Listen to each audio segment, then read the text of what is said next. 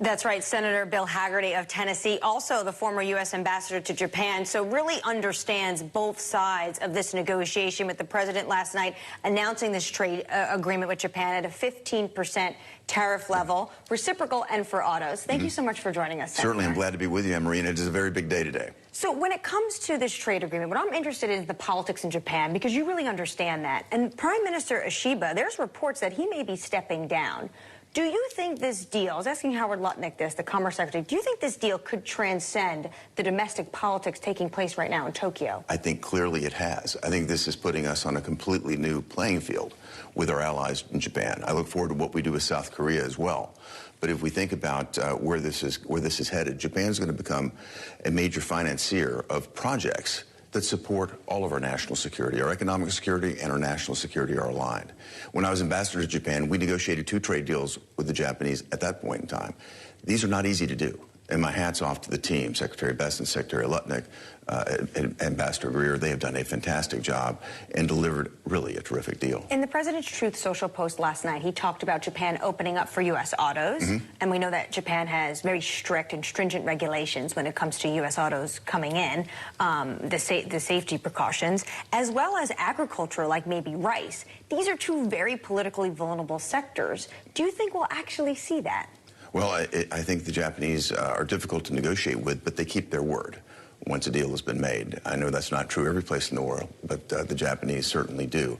I know the negotiations have been tough. I've been in rice negotiations with the Japanese in the past. It's almost a sacred area in the agricultural sector, but rice has had an incredible run in terms of its price in Japan, creating a lot of inflation and a lot of pain domestically. So I think this is going to be welcomed by the Japanese public to see more rice imported. Will take some of the pressure off of the supply constraints that they have right now in the country. What do you think this all means in terms of doing a deal with China? The president seems to want to get allies on board before he gets potentially a meeting with Xi Jinping. Do you think having Japan on side is going to help him Absolutely. going into even trade negotiations in Stockholm next week? Certainly. I think it absolutely makes a huge difference with respect to China, because what China can observe is the fact that our allies are working with us. And we're doing this in a way that maximizes economic opportunity here in the United States, makes our nation stronger, and a stronger America means that all of our allies benefit from this. It's a good deal for Japan. Their stock market is up. Our stock market is up. I mean, everybody's loving this. When it comes to the auto sector, do you now think that, you say the stock market's up, do you now think that even U.S. autos and European autos are starting to look at maybe 15% is going to be the new rate instead of this 25% that is on right now for all the sectoral tariffs? I think that's a fair assumption. I'm sure that people will jump to that assumption, but they don't know the specifics of the deal. And I think that's going to get down to the hard tax, and we'll see how the negotiations go. I know that Ambassador Greer and Secretaries Best and Lutnick have spent a tremendous amount of time on this deal, and every deal is going to be unique. So I think it's going to be hard to superimpose that, but I'm certain that that's where the industry will sort of target now that they see this come out with Japan. You talk to the White House a lot. Do you think they're going to wrap up all these agreements by August 1st? Not every single agreement, but the ones that matter. And, Anne-Marie, I think they've been very focused on delivering agreements with those countries with which we have significant trade deficits. And Secretary Bessent sums it up, I think, fairly often, saying there are about 18 countries that really matter. I talk often with Ambassador Greer. He's got term sheets. He's really been working through a very structured, very disciplined process.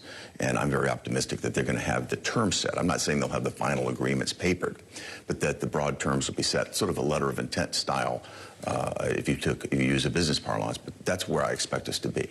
And just finally, do you plan on going home to Tennessee for a recess this August, or are you going to be sticking around in Washington? I think that's up to Chuck Schumer. We've had maximum resistance from the Democrat side.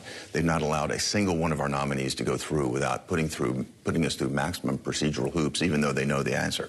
So what that has done is it created a backlog. Every president needs to have their team on the ground and ready to go.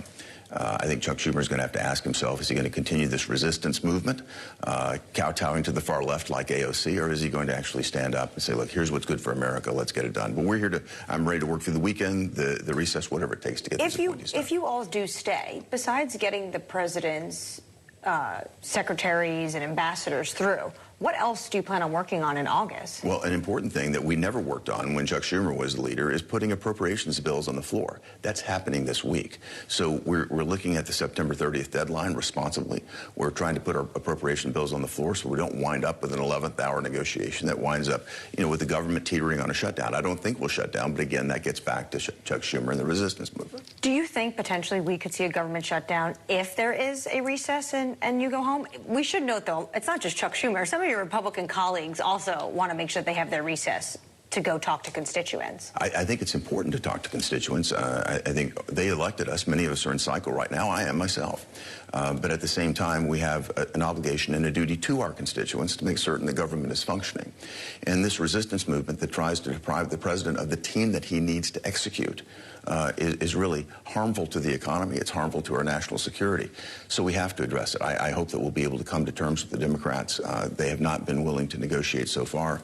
Again, as we move on our appropriations bills, I think that really narrows the space that we've got to deal with as we come to the September 30th deadline. So it's all possible to get appointees taken care of. We don't need to shut the government down, but it requires cooperation. The president gave you a very long shout out last week when it comes to the Genius Act. Yes. And I know you're looking forward to the next crypto bill.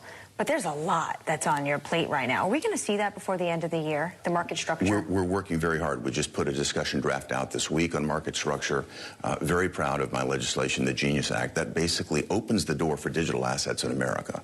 If you think about where we are today, Anne-Marie, versus where we were a year ago, it's a sea change. Now, the U.S. markets are open to digital currencies. The U.S. markets are going to be open to innovation on the blockchain. I'm really excited about where we're going, and our goal is to have this market structure bill move through expeditiously, get it done this fall. This fall, yeah. So before the end of the year. That's the goal. Senator Bill Hagerty, and of course, the former ambassador to Japan, thank you so much for joining us this morning.